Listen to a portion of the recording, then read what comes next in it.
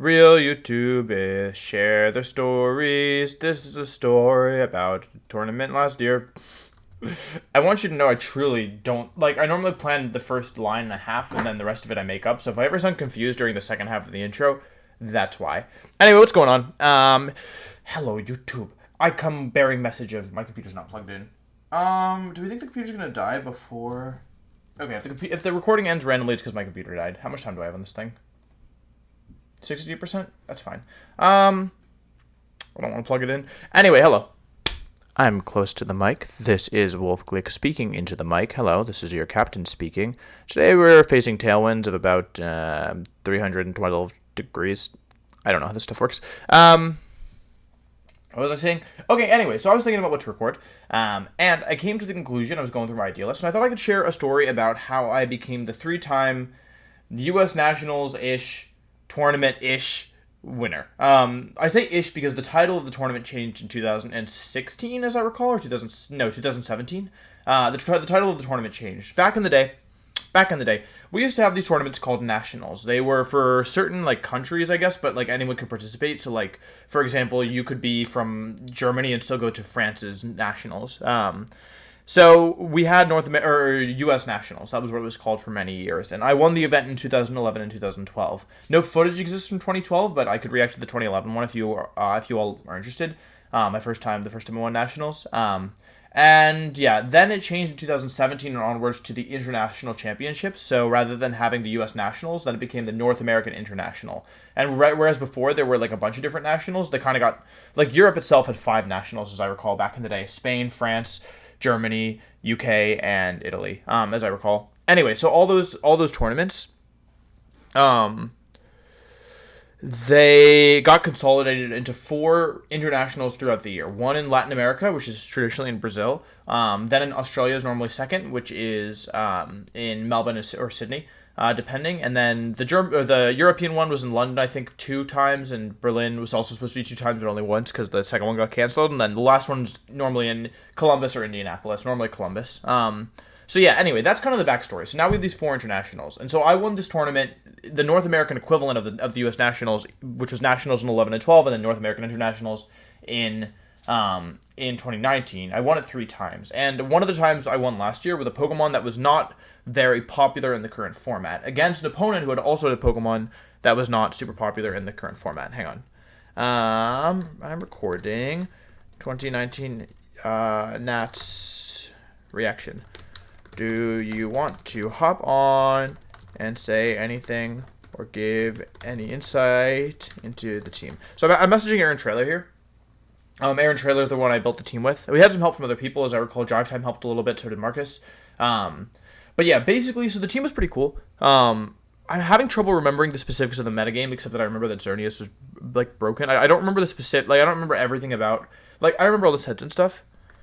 He doesn't want to join. Okay, that's fine. I remember all the sets, but I don't remember every specific decision we made. However, like in regards to building, but yeah. So anyway, this is the 3rd time that I won the tournament. I played in it every year. I never missed nationals. So I won in 11, 12, and 19. So we're reacting to 19. This is a restricted format, which is very interesting. And there's a bit of a backstory here. So I'm playing against Graham Amadi. Now I already mentioned Aaron Traylor. We're not going to watch this whole match, but basically like Aaron and Graham, who's my finals opponent, played during day 1, and we'll just like click through it really quickly. But like basically, Graham has this Medicham Lunala team. Mega Medicham is a Pokemon that has never been respected by anybody. Nobody ever like has really considered Mega Medicham, and for better or for worse. So Graham took it all the way to the finals. I guess I spoiled you and said the outcome. But yeah, basically, so Graham played Aaron day one, round 2, and long story short, he ends up beating him. I'm really glad Like, seeing it I don't really want to watch the full match, but yeah, he 2-0s Aaron, as I recall. He wins game 1, and then he wins game 2 as well. So, yeah, he wins both games. So, what that means is that Aaron, who I built a team with and was using an identical team to me, has played my finals opponent and lost to him. However, that also means that I had a lot of information going into the finals, and I had a lot more time to prep, because basically, like, I had like, you know, time to prep, unlike Aaron, who was going in with no information. Like, information is really important. I believe Graham had Timid Kyogre, as I recall. And Assault as Tapu Koko and Mega Medicham, and like Lunala could have a bunch of different moves. It could be Trick Room, like you never really knew. So, yeah, as I recall, he was Tailwind, Moongeist Beam, Wide Guard, and something else. I don't remember the last move. Psyshock, I think. Yeah, because he had Layla, so it makes sense. Anyway, so that's kind of a bit of the backstory. So this is the final match. I'm going up against Graham.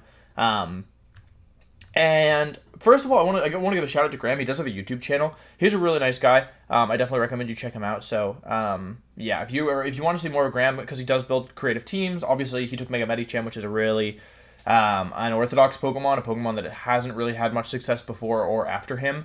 I would definitely recommend you check him out because, yeah, like, he's a super nice guy. I did a collab with him somewhat recently, so if you want more content with me, you can also go check it out on his channel. So I'll link that in the comments down below. I'll pin that comment, but, yeah, super nice guy, but I didn't know him that well at the time. I'd played him once before. I was in Australia in 2018 after I graduated, and I went to a regional there. I was in Australia just to travel because I figured I was going to be working, and I wouldn't know when I could, like, it takes so long to get to Australia that I figured, like, it made sense for me to go when I had a break from work because I wasn't sure when I'd have that kind of time again. I could technically, if it weren't for a pandemic, I could probably go now with my current work situation. But yeah, I didn't know what was going to happen. So I went to Australia and I was like, oh, as long as I'm here, I'm going to be, like, I may as well go to this regional, right? I think I was considering going, like, I think if I won the regional and then, like, I won nationals, maybe I could have made a day 2 push. I didn't win either. This is 2018. But yeah, so I played Graham round 1. He beat me, so I knew that he was good. I knew that he was capable. And there was kind of this narrative painted about each of us going into it. I don't know how accurate the narrative is, I'll be completely honest. But the narrative that was kind of painted was that, they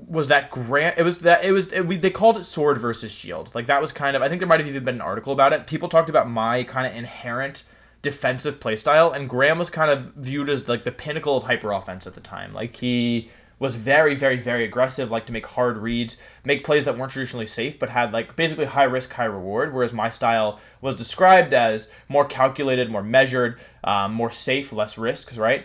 I was fine with the narrative being painted because I knew it wasn't true.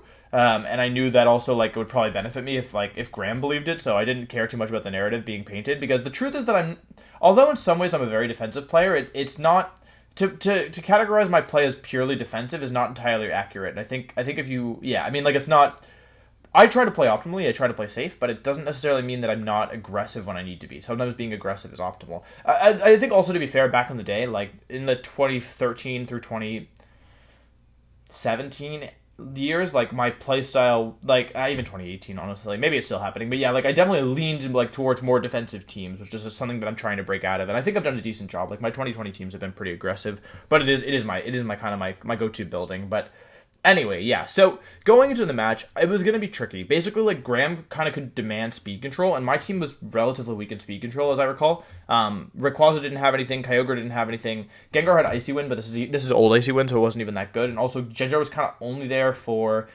did it even have Icy Wind? It had Sludge Bomb, Protect, we didn't run Perish Song. I can't remember if I don't even know if we had Shadow Ball, I think, I think we had Shadow Ball. I don't even think we had Icy Wind on Gengar, actually, I'm pretty sure we didn't. Yeah, why would we have Icy Wind? That doesn't even make sense. Yeah, like, basically, we just kind of relied on the natural speed of our Pokemon. Rayquaza Rayquaza had Icy Wind. Mega Rayquaza had Icy Wind. That's right. Okay, yeah, I knew we had Icy Wind somewhere. So we had Icy Wind, Mega Rayquaza, but basically, like, it was fast Kyogre, it was, like, fast Koko, it was fast Rayquaza, and it was fast Gengar. And so basically, like, it relied on the natural speed plus the bulk of Pokemon like Incineroar and Celesteela. Celesteela was my kind of weird Pokemon for the tournament. It wasn't a Pokemon that traditionally had seen a lot, and it hadn't seen pretty much any play in the format. However, we were concerned about Xerneas, and it had, like, paired with Gengar and Kyogre, it could be pretty strong against Xerneas, and also against Xerneas Groudon specifically, because you can switch to Kyogre and Wide Guard, and most Groudon can't. Like, if they just have Fire Move, Precipice Blade, Fire Move, or Sword Dance or whatever, they can't do any damage in front of Wide Guard and Heavy Rain. So I really like that combination a lot. It's also immune to Ground, and it's, like, immune to both of Groudon stabs in the rain. So, sorry, I know that's a lot, but basically, like, we had Celesteela, which is weird. Graham had Medicham, which is weird.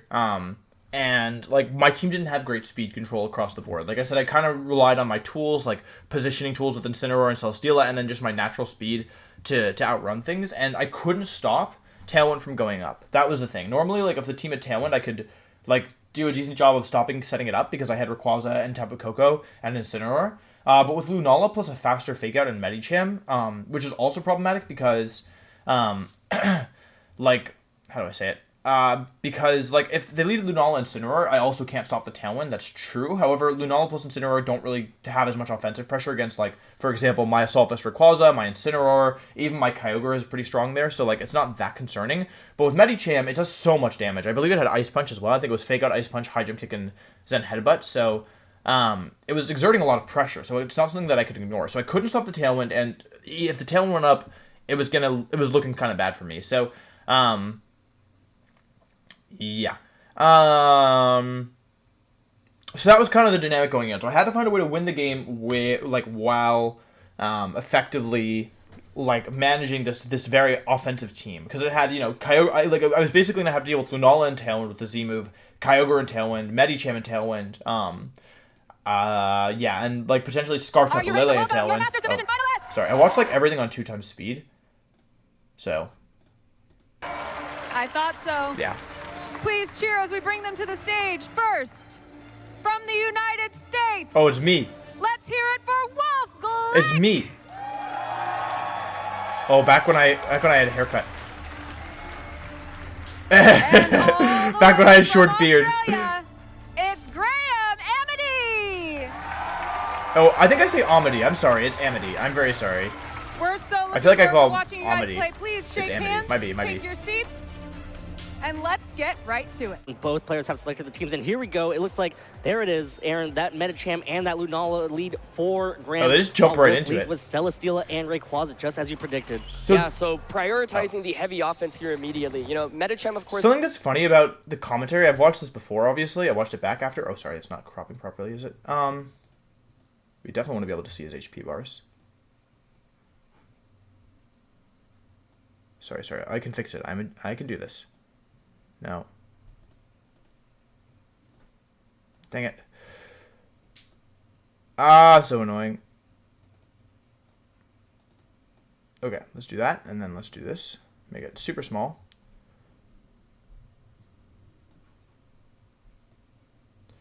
Whose face cam should I cover here? My own face cam?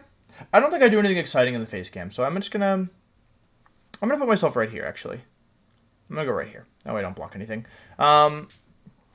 So, something funny about this set is that I feel like Aaron really analyzes pretty well, exactly what I was thinking, or it's not funny in the sense that obviously Aaron almost always gets things right when he analyzes things, but I feel like if I watch this without knowing, and knowing my thought process, knowing what Aaron says, it's he's completely tapped into my thought process. But I didn't talk to him too much about the matchup. I think I gave him a really quick overview of my general plan, but he goes way beyond that, as I recall. So yeah, I believe this is a set where Aaron, as the player, I can say confidently that Aaron was analyzing a lot of what I was thinking at the time. But yeah, basically I led this lead. And there's a couple interesting things going on here, but I'll tell you about them after turn 1. Basically, I knew that I couldn't let Medicham get going, and in this position, I put unlike most the Celesteela of the past, which were traditionally thought of as kind of this defensive tool where you tried to win in the end, is kind of all my friends are dead kind of on. You just get them into a situation where they can't kill Celesteela and then you're bulky or you die because they ignore you the whole game. This is a very offensive Celesteela. That was one of the unique things about, or one of the unconventional ways that we used it. It was very, very aggressive. It had enough bulk to take advantage of its natural bulk, but Heavy Slams were doing a ton of damage. I think Intimidated Heavy Slam was still a 2-hit KO on Xerneas, which is a pretty big deal. Yeah. So this lead is good. You didn't want to lead Incineroar because frankly leading Incineroar into these two, it doesn't do anything versus Medicham, and it also can't really get rid of Lunala fast enough, and yeah, you need to exert pressure turn 1. So by leading these two, number 1, I didn't bring in Kyogre, which I don't remember why I didn't do it, but I think in case he led Coco or something, I felt this lead covered all the options, even though this is what he leads with, but which I think is what I expected. I had a whole game plan for this specific lead, and he does lead it, so yeah. But as I recall, this is good because you put a ton of pressure on Medicham because you can safely double into it turn 1. I'm also just going to tell you, so I don't pause after the next turn, that I chose not to Mega Evolve here because I thought there was no way that he went for an Ice Punch, and I thought that what I could do is, basically, I played identically in I did the same turn 1 play in Game 1 and Game 2 of Worlds Finals, And I figured that if Graham was gonna do any research on how I played, he might watch that match. And so I figured by doing something different in game 1 and game 2 in this match, I could potentially throw him off. Like by not basically like I figured that even though I knew we all knew he was a very aggressive player and was gonna make reads that like most people would never go for, I still knew nonetheless that it was fine. He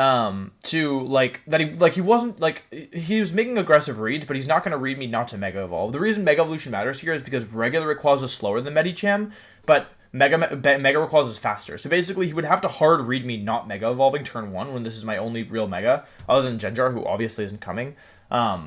And so, yeah, I conditioned him is what I'm trying to say. I tried to condition him by not Mega Evolving game 1, so that if I Mega Evolve game 2, I might be able to bait him into not going for a Fake Out. So, let's watch here. The beauty of this lead is that you basically ensure that Medicham doesn't do, it's not going to do anything this game without switching. Because what the turn 1 play is Heavy Slam Medicham, Dragon Ascent Medicham, and that's important because Heavy Slam puts it in range of Extreme Speed, and Graham, as I recall, doesn't have Intimidate on his team. Or I didn't expect it in the match. But yeah, by doing this play turn 1, you can Heavy Slam and Extreme Speed and just ensure that or Heavy Slam Dragon Ascent turn 1. If you fake out Celesteela, Medicham goes down. If you fake out Rayquaza, Celesteela gets a Heavy Slam and he's in Extreme Speed range. This is also very bulky Assault Vest Rayquaza, so you're not that worried about Lunala here. Yeah. 2 users and Lunala can go for a Tailwind immediately, but that will mean that either Celesteela or Rayquaza will get a huge attack off. I don't think a Celesteela Heavy Slam will be able to knock out the Medicham, of course, but you can do around 80% of damage or so. 80, maybe even put it into Extreme Speed KO range. Right. So this is what Aaron's talking. This is what I was talking about. Aaron, just said everything that I said in 2 minutes in 15 seconds. For this first turn, I think Medicham is definitely going to want to go for a Fake Out, maybe guaranteed a Tailwind, and Lunala, of course, can go for the Tailwind, but maybe it also just opts to Z move the Celesteela immediately. Mega Medicham is going to go ahead and take the field here. Going to get an increase in its stats, boosting its already huge attack stat as Medicham goes for the Fake Out here. It is going to land into that Celesteela slot here. Going to go ahead and make it flinch as Lunala uses his turn to set up a Tailwind, but this opens up an opportunity for this Rayquaza to just pick up the KO on that Mega Medicham. Yeah, so... Yeah, and there it is. There it is, yeah. So Rayquaza now using... So I wasn't... Dragon Ascent, not even opting to Mega Evolve just yet, hitting straight into that Mega Medicham slot and gets a big one-hit knockout. Yeah, so we don't get to see as much from this Mega Medicham, unfortunately. Does get the fast Fake Out off, and of course this does give Graham a free switch in. Whatever is coming in will be able to take advantage of Tailwind for 3 full turns, but... For example, Kyogre, obviously a really, really strong Pokemon, but Celesteela can protect it decently well through Wide Guard. So Graham's going to have to make sure he calls these Wide Guards as he does bring in the Kyogre. So I wasn't expecting that. The things kind of immediately go off the rails a little bit because I figured he would either... I didn't think Heavy Slam Dragon Ascent covered all the options, but I didn't really think he was going to fake out the Celesteela. I don't entirely know why. I think maybe he wanted to free switch into Kyogre, or he predicted that I was gonna try and break Lunala's Shadow Shield because it is important. We also but yeah. did see that the Rayquaza, interestingly enough, didn't go for the Mega Evolution immediately. So by going for the Mega now, you will be able to win the Weather War and have the strong winds up, and that's actually a really big deal because Wolfe's Rayquaza, of course, does have the strong winds and the Assault Vest, and so it will be able to take an Ice Beam even at -1 special defense. So great decision not to Mega Evolve there. Yeah, so that was another benefit of not Mega Evolving. It's technically more optimal if you expect Fake Out plus Tailwind turn 1 because on the off chance, which is what happened, that you knock out a Pokemon, that you knock out Medicham, if they bring in Kyogre next, which is what you expect in this situation. Oh, my computer's super dying. Okay, change of plans. We have to plug it in. What even happened? What the guys? Where's the other end of this thing? Let's just go on. What the heck? Hang on. Sorry. Where is? Oh, there it is. Please. Please. Oh. Okay. On the off chance that they make a play, where Kyogre comes in, if you Mega Evolve turn 1, then what happens is Kyogre overwrites the Strong Winds. So the way that these abilities interact is Rayquaza has Airlock, which is Cloud 9, which says no weather. While I'm in play, the weather's still happening, but the effects don't affect the field. Imagine that Rayquaza creates a bubble around the field, and so the weather's still going on outside it, but inside the bubble, nothing happens. Now, when Rayquaza Mega Evolves, the dynamic changes, and it becomes one of the 3 Primordial Weathers, with the other 2 being Primordial Sea and Primordial land or desolate land or whatever, it has Delta Stream. And the way the Delta Stream works is just like the other two primordial weathers, which is once it's on the field, it stays in the field as long as the Pokemon is on the field that has the ability. It leaves when the Pokemon switches, and it's overwritten by any other primordial weather that switches in. So, yeah. So basically, if I'd Mega Evolve turn 1 and the same play happens, then Kyogre comes in and now the rain is up. However, I now have the ability to thinking. I have the ability now to Mega Evolve here and overwrite Kyogre's water. So right now the situation is Rain is on the field. If Rayquaza switches, Rain remains in the field. If Rayquaza doesn't switch, Rain is on the field but doesn't affect the field. And if Rayquaza Mega Evolves, Rain gets overwritten. And if Rayquaza Mega Evolves and faints, then there's no weather. The rain doesn't come back at that point. So yeah, just so everyone is clear. So this is a bit of a weird situation because my Rayquaza's defenses are lowered. So I definitely don't take Moongeist Beam plus Ice Beam. Or Z Moongeist Beam plus Ice Beam, which I think I actually took before the drops, but now I don't. So it's a little bit of a weird situation. And now we'll see kind of, I think, yeah, and of course, why Graham is known for these good offensive reads, and of course, as get I those recall. increased stats. But again, as you said, a smart play right there from Wolf. So this turn is going to be really big. Celesteela, of course, has the option to protect. It can also go for a wide guard. If Graham decides to double up into the Rayquaza with a Moongeist Beam and an Ice Beam, that will be a knockout despite the Assault Vest. So Graham has to make the call here. Do you predict the Celesteela to go for a protect and double up into Rayquaza? Or even if it doesn't protect, do you go for the Ice Beam instead of the Origin Pulse? I think it is relatively safe to Moongeist Beam and Ice Beam Rayquaza, but Wolf, of course, can take advantage of that by switching out into something like Incineroar. Yeah, so Incineroar here going to go ahead and take the field. We'll be able to take those Ice Beams way better than that Rayquaza here. The Intimidate is... This switch might seem weird, switching Incineroar into a Water-type Pokemon, but both Graham's water moves are spread, so Celesteela can protect with Wide Guard. And if Graham goes for Ice Beam or Z Moongeist Beam into the Rayquaza slot, then Incineroar resists both of those. So it's a safe switch, right? Like Incineroar's not under any pressure here. It's not going to matter at all onto the Kyogre or the Lunala. Both very specially focused here as Celesteela goes for a wide guard here, so just to cover trying the to stall option of Turn possible Tailwind here. Origin Pulse or Water Spout in the Reposition. rain into that Incineroar, but it looks like it's going to be a menacing Moonraze Maelstrom here from Z-move animation! Lunala. Gonna go ahead. Sorry, we can't watch this. Sorry. No play. Wow. Oh, sorry. That Spoilers. Kyogre goes for an ice. Much damage, just barely hangs on. It hits Kyogre or hits Celesteela, and then he doubles it. Where's it going? Oh! Sorry. Some Z moves flag copyright, and I don't want to mess with that, so we're just gonna skip the Z moves. Play by Graham. What a play! No play. Wow, that was So that went incredible.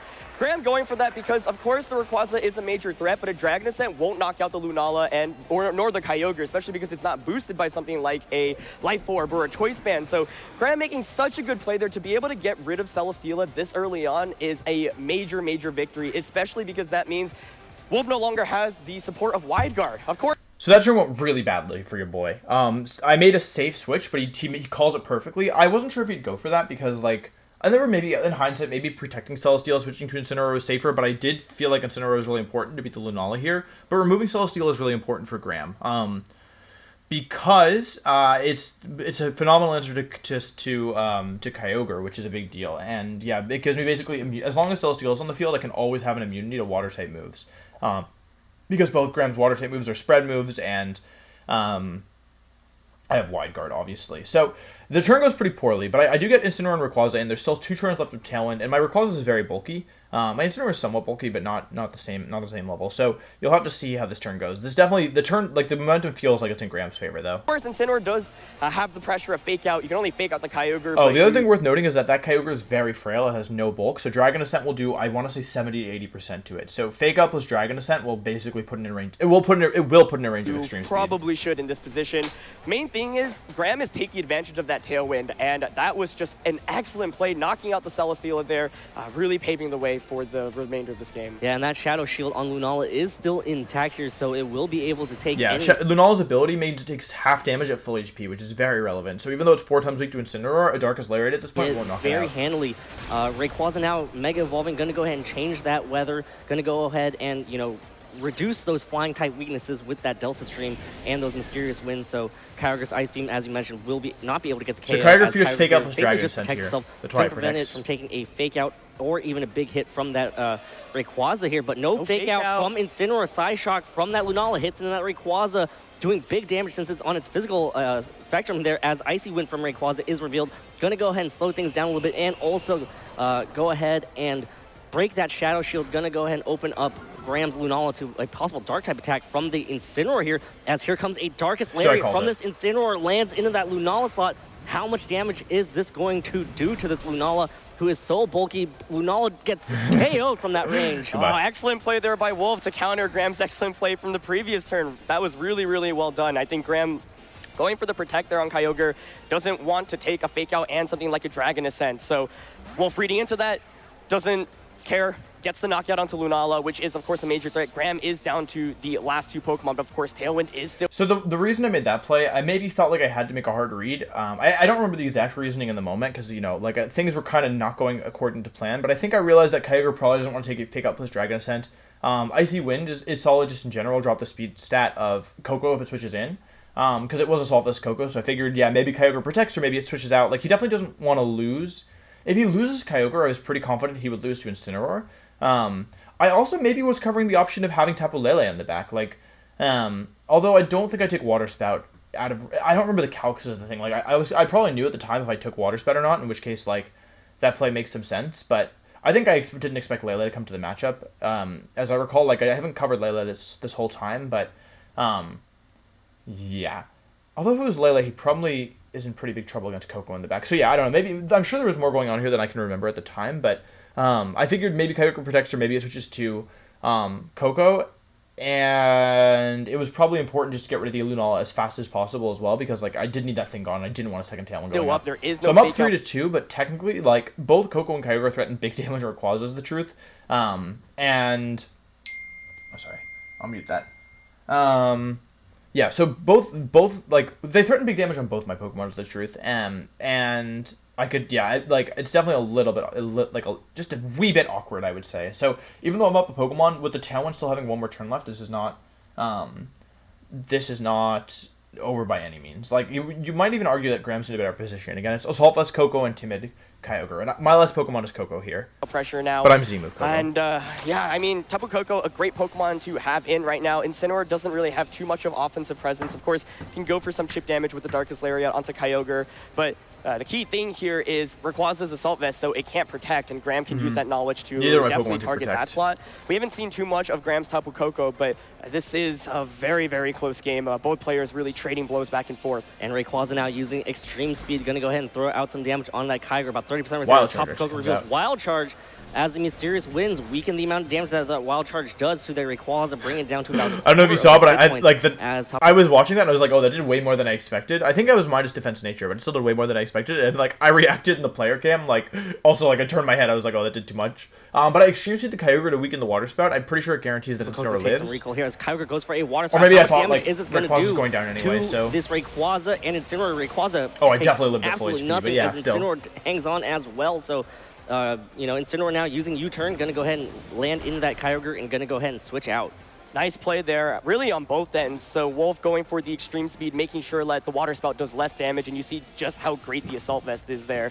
Both Pokemon being able to hang on, and Wolf's last Pokemon is revealed. It is that Tapu Koko, and that's a really great Pokemon to have out right now because Tailwind just petered out, and I also don't remember if his Coco was max speed, but I think it Graham wasn't. shouldn't really be able to do too much to Wolf's Tapu Koko. So I think Wolf's actually positioned himself really, really well. And even though he did lose that Celesteela earlier on in the game, the excellent double up into Lunala and Kyogre not getting any mileage off there means that Wolf is actually in a pretty commanding position. It's a little bit awkward though because his Coco has Electro Web. So like this is definitely not over by any means. And his Coco is super bulky, and I don't know if Extreme Speed plus Z Dazzling William knocks out his Coco because it's Assault Vest. So yeah, it's a bit awkward, I would say. Can safely target down the opposing Kyogre slot. I think the best play here is Thunderbolt Kyogre and switch to Incineroar, but I don't know if I do that. Yeah, so tough spot right now for Graham. He's going to have to try to find some way to adjust his board position or go to the drawing board for game 2 already. So it's tough. I mean, once you're down to your last two Pokemon, you don't really have much defensive pivoting that you can do with I hope I switches. Thunderbolt So boost Incineroar. Wolf That seems with that optimal. Incineroar, obviously cycling those Intimidates are not going to matter, but getting those fake out pressures Oh, back that's a bad are play. going to be important, as well as Kyogre here from Graham's side, going to go ahead and protect itself here. Oh, Not wait, going to want to maybe? take a Maybe Thunderbolt not. from that Tapu Koko, as it does land into that Kyogre protect, as Tapu Koko over on Graham's side Okay, goes maybe that's why I again didn't do for that. a wild charge, hitting in that Rayquaza, gets the KO from that range. I'm thinking maybe Incineroar goes down to a wild charge. Like maybe that's the play I So expected. But big knockout right there Yeah. to bring it down to 2-2. Yeah, the thing is, though, however, of course, Wolf will be able to bring in the Incineroar, will be able to go for, of course, a fake out, and you can just launch a wait, Thunderbolt was once that a again. sneeze? Bring it down to 2-2. Yeah, the thing is, though, however, of course, Wolf will be able to bring in the Incineroar, will be able to Somebody go definitely sneezed. I heard you. Hey, whoever you are who sneezed, tell me. Yeah, the thing is, though, Right here. however, of course, Wolf will be able to bring Yeah, okay, we'll listen. Let's listen to slightly slower. I want to see. Who was it? in the Incineroar, will be able to Right go there. That's funny. Okay, anyway. for, of course, a fake out, and you can just launch a Thunderbolt once again freely into like Kyogre slot with no means of speed control from Graham's end. Then Yeah, the Incineroar may have once gone again down to on wild Wolf's charge. thing That's probably why I didn't Wolf's side switch. is just faster than everything. So really, really well managed by Wolf. Good board positioning, and yes, the knockout onto Rayquaza is nice, but once again, the Tapu Koko on the opposing side is still just faster, and so I'm just not sure if Graham has enough damage output to beat the Tapu Koko. He needs at a this triple point. protect to win, I Yeah, think. so again, tough position here. Incineroar can just go for that fake out. And Tapu Koko on Wolf's side just ready to deal as much damage as it really wants to. Yeah, you know, if it had a speed decrease Goes move, to here's a double double. fails, No yeah. double protect for Kyogre though, as Incineroar It now needed the uses triple. fake out. Gonna land in that Tapu Koko, gonna go ahead and make it flinch as Wolf's Tapu Koko now uses Thunderbolt onto that Kyogre, boosted by the Electric Train, gets a KO from that range, and it's gonna come down to Graham's Tapu Koko versus two more Pokemon on Wolf's side. So tough spot right here for Graham.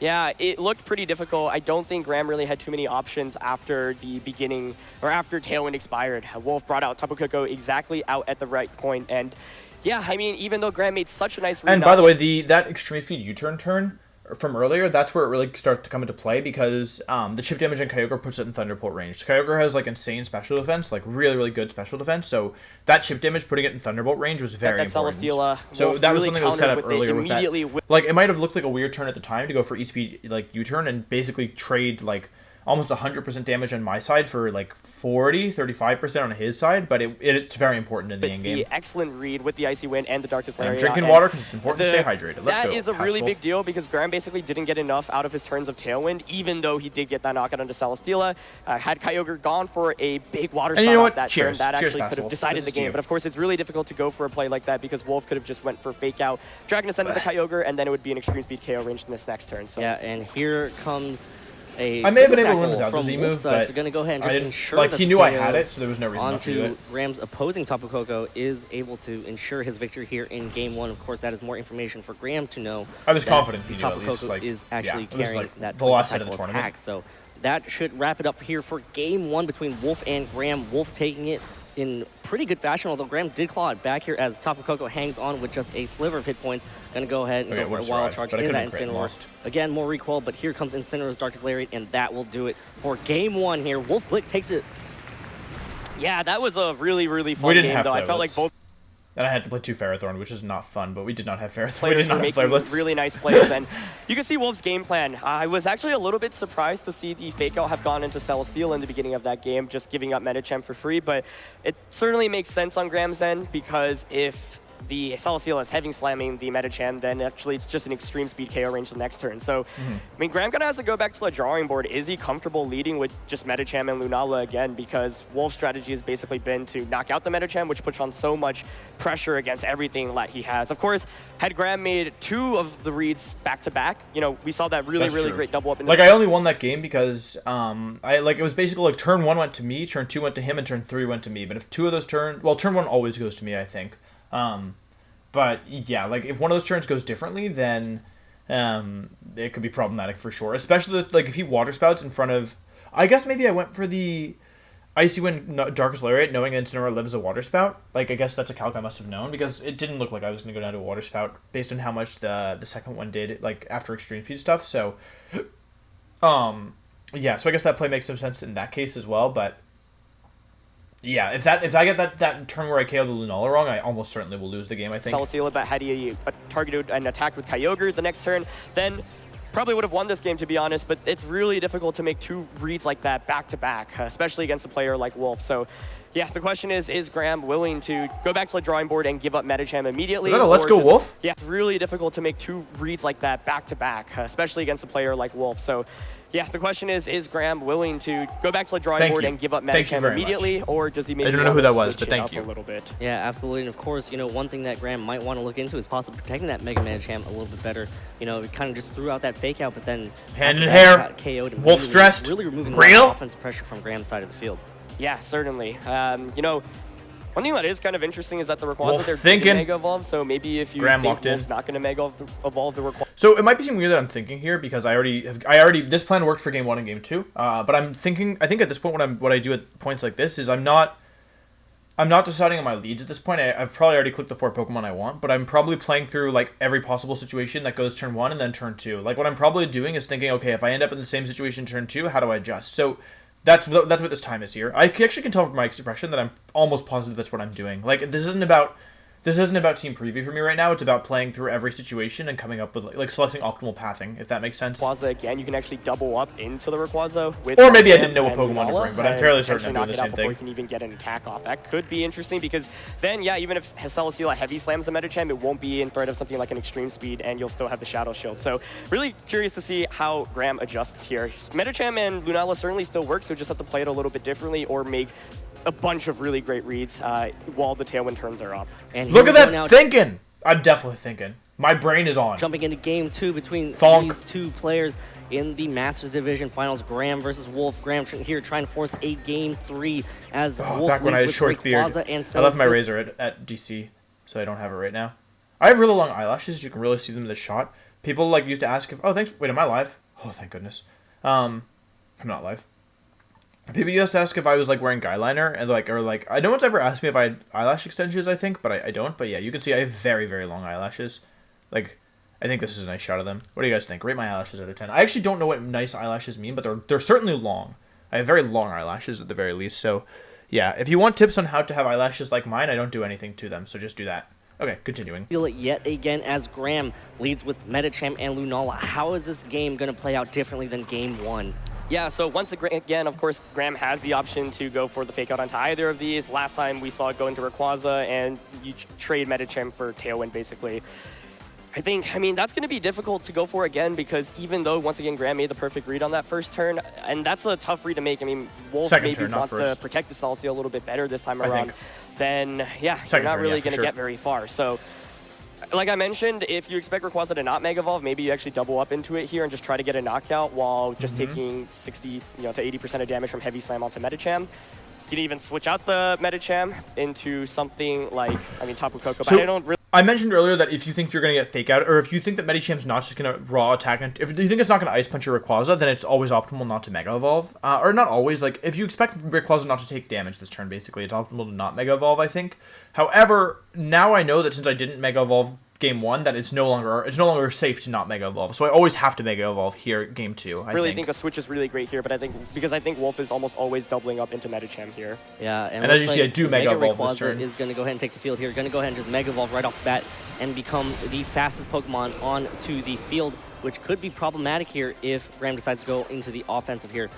Rayquaza going to go ahead and activate that Delta Stream, bring out those mysterious winds that help it be so bulky as Medicham now Mega Evolves as well. He's not faster. Is that fake out going to go into Rayquaza? Is it just going to be another Dragon Ascent KO onto that Mega Medicham? This is going to be so close here as the turn now plays off the fake out. Rayquaza goes for a So that's what I was talking about game 1 is I conditioned, like basically I remember now.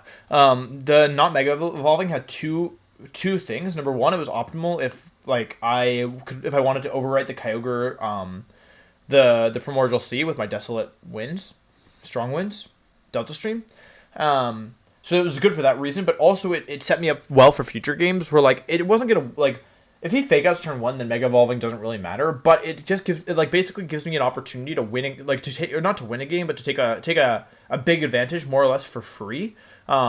Just by not Mega Evolving game 1. So just like putting that on the table and making him consider it, I knew like it was never gonna hurt me in a game 1 situation where I knew he wasn't going to just raw Ice Punch which is what he goes for. This game he expects the same thing as game 1 where I don't Mega Evolve. I do Mega Evolve, he Ice Punches into Rayquaza, but because I Mega Evolved, I'm now faster and, well, Oh my goodness. Hits into that Medicham and gets the big one-hit knockout. So Medicham does not do much for Wow. set, unfortunately. Graham not really doing much with that Medicham at all. Just 2 consecutive one-hit KOs on the first turn as Rayquaza's defenses drop here. And now the rest of the turn is going to play out, but Graham loses a lot of offensive power. Lunala content with just going for a tailwind here. Just going to go ahead and try to set up.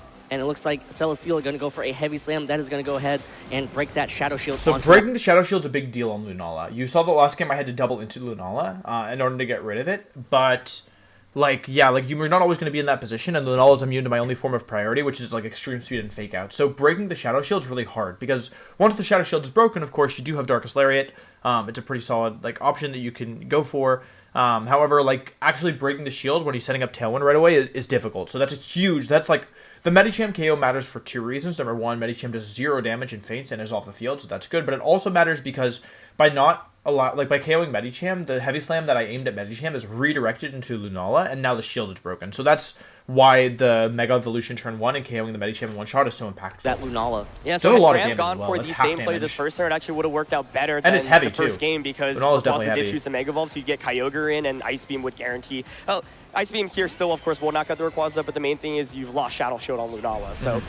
Yeah, going for the play that we were talking about before the start of this game, maybe hoping to double up into Rayquaza, hoping he doesn't Mega Evolve, and hoping to just get a knockout, but Wolf decides to play it safe this time, goes for the Mega Evolution, and probably gets the most that he could have out of that turn. I agree. Free knockout onto the Medicham, and breaking the Shadow Shield here is a really, really big deal. Of course, now he is at -1 special defense, and the rain is up, so an Ice Beam will be able to knock it out. So Wolf has to make the call, am I basically protecting Celesteela this time around, or am I just going to go for the same play last time? And is Graham going to call it double up into Celesteela with the Z move and Ice Beam once again, or does he go for something like a Water Spout, knowing that Rayquaza is going to switch out? And if you think Rayquaza is going to stay in, do you just Ice Beam the Rayquaza? Because now, of course, it still gets all these strong Dragon Ascents off. Yeah, so tough play right now from Graham's side. Tough decision. Momentum is once again in Graham's favor. Like, I have to make a I don't have to make a defensive play this turn, but to just raw Dragon Ascent into Kyogre or something would be madness. So, yeah. But it also, he has to call it correctly, right? What he doesn't want to do is go for, like, Ice Beam, and I protect and switch to Incineroar, right?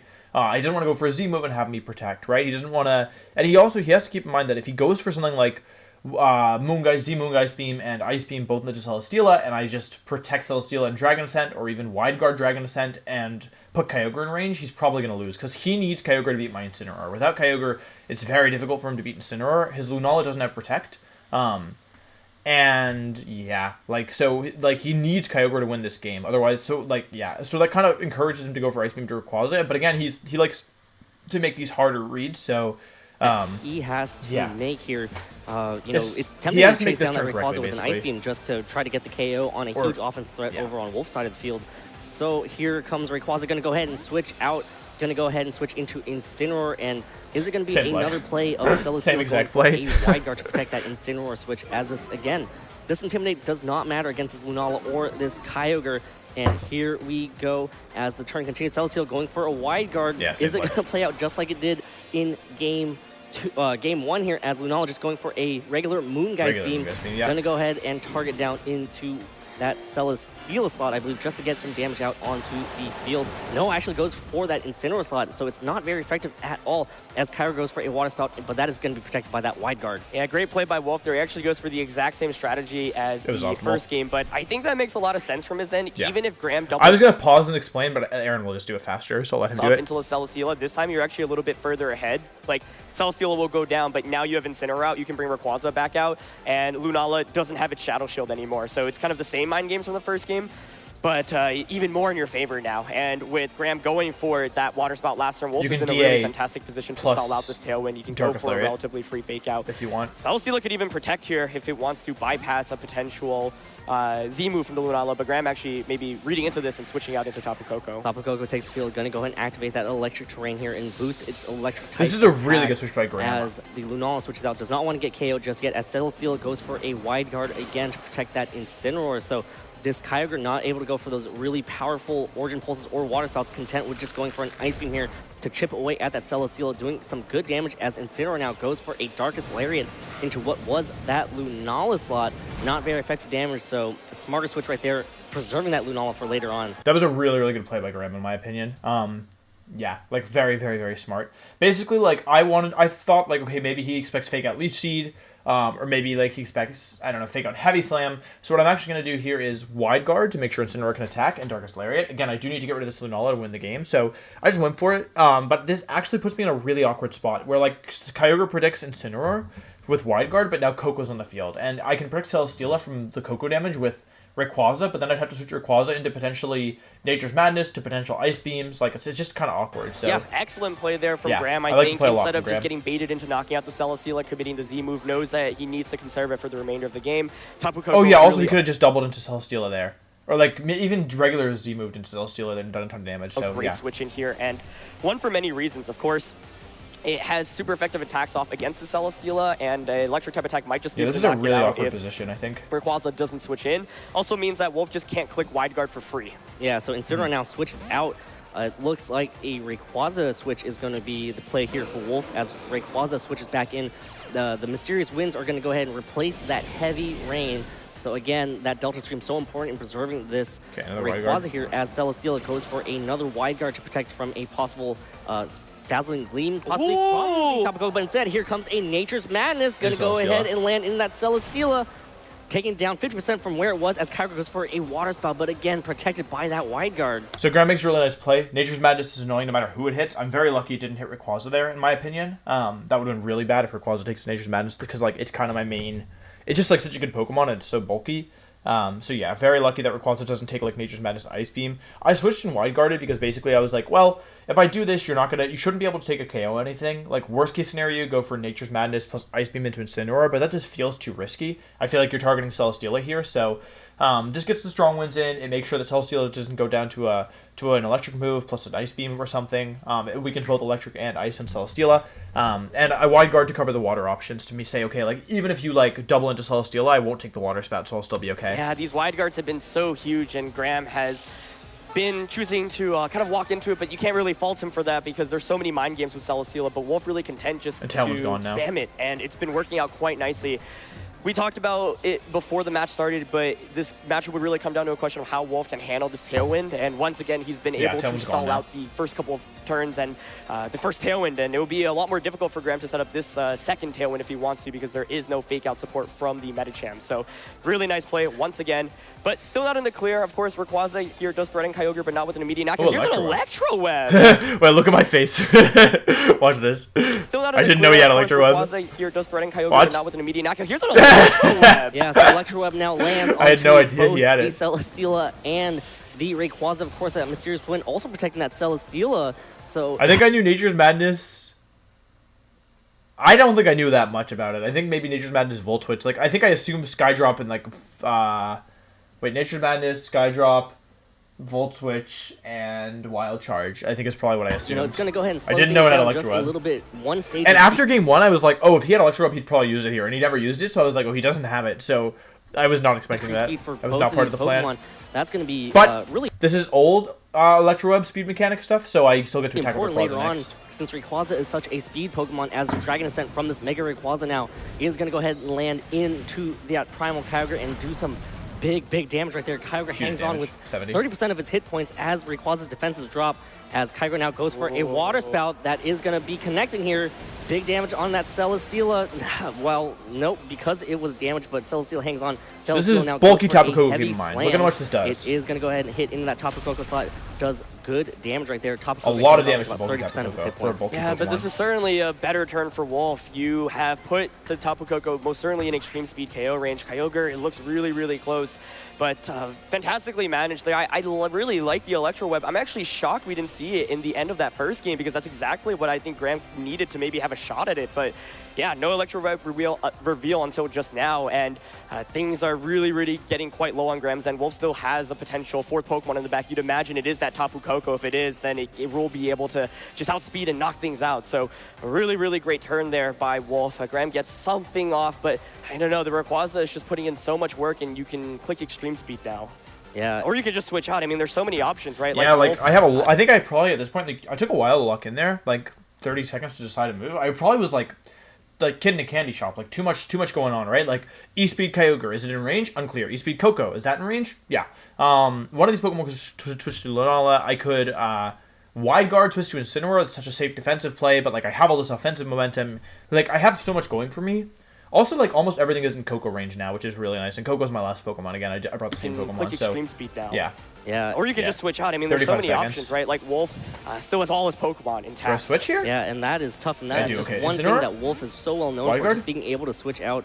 Oh, Coco. I bring freely, Coco in. just Wrong play, I think. Picking the best defensive switches that he can possibly make, and here comes Wolfe's Tapu Koko just ready to clean up as Tapu Koko over on Graham's side now, using Nature's Madness connects onto Wolfe's Tapu Koko, gonna go ahead and bring it down to 50% of its remaining hit points. Oh, As it's Tiger goes faster for an still. Ice Beam, gonna go ahead and hit onto that Tapu Koko slot. Tapu Koko does not hang on. Look at that face, look at that face, look at that face. 50% of its remaining hit points. Oh, As it's Tiger goes faster for an still. Ice Beam, gonna go I ahead. thought I and would live. hit onto I didn't that expect Tapu this play, and Koko also I slot. thought I would Tapu live. Koko does not hang on. It's KO'd there, but Celesteela does get to move here. Gonna go for a Yeah, it was pretty heavy bad. slam, and it is gonna go ahead and slam right into that Tapu Koko and get the KO and get a beast boost. Yeah, you know, Beast Bush. Celesteela just being exerting so much pressure. I think like Wolfe is content with that trade because now it's 3 down to 2. It was a bad switch, I And think. Like, Coco could have definitely won this game, and switching it in there was risky. Also, like, if he went for Nature's Madness plus Origin Pulse, do I lose both Pokemon? Because I feel like that was a really bad play in hindsight. Like, I don't know. I think I got choice paralysis and just had too many things going on and made a bad play.